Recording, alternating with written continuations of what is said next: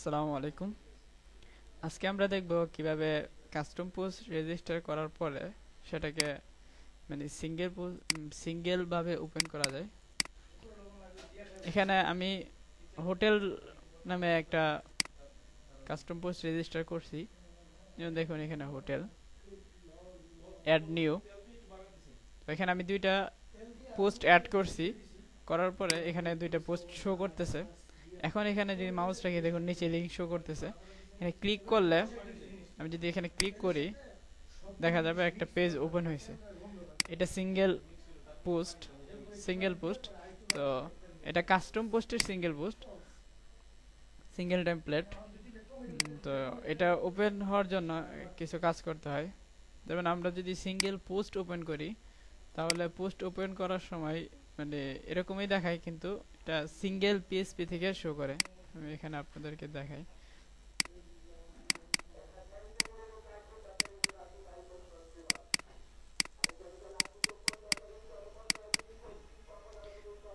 Single dot PSP, এখানে single dot PSP থেকে এই সিঙ্গেল পোস্ট আছে।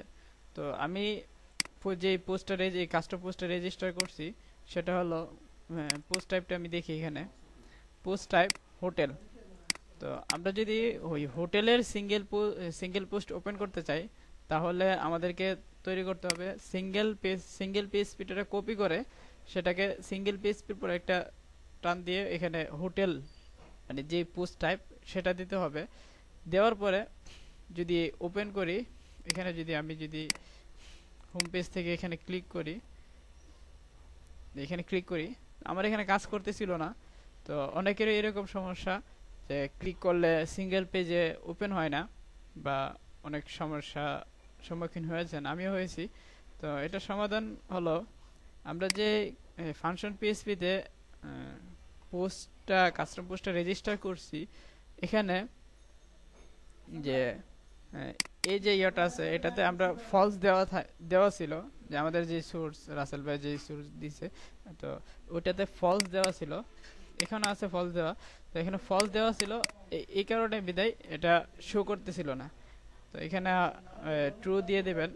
আর যদি আর্কাইভে শো করাতে চান, এখানে আরো কয়েকটা ফলস আছে, যদি এগুলো যদি আপনার প্রয়োজন পড়ে তাহলে এগুলোতে ট্রু দিয়ে দিবেন।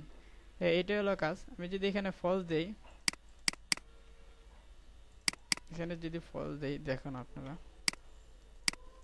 এখানে রিলোড দিলাম। রিলোড দেওয়ার পরে আমি যদি এখানে ক্লিক করি, দেখবেন এখানে কোনো কিছু শো করতেছে না, হোম পেজেই চলে আসছে। আর এখানে টাইটেল দেখাচ্ছে পেজ নট ফাউন্ড। তো এটাই হলো সমস্যা। এখানে টু দিয়ে দিলে আবার এই জিনিসটা ঠিক হয়ে যায়। দেখুন এই যে চলে আসছে।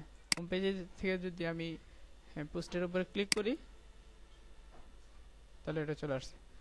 এখানে এই জিনিসটা, এই ফাংশন যেটা রেজিস্টার করবেন সেটার প্রতি একটু নজর দিবেন, তাহলেই সব ঠিক হয়ে যাবে ইনশাল্লাহ। তো আমি যে কাস্টম পোস্টটা রেজিস্টার করছি এটার ফাংশনের কোডগুলো আমি দিয়ে দেব এই টিউটোরিয়ালের সাথে, আপনারা এটা দেখবেন। তো ধন্যবাদ সবাইকে আজকে টিউটোরিয়াল উপভোগ করার জন্য।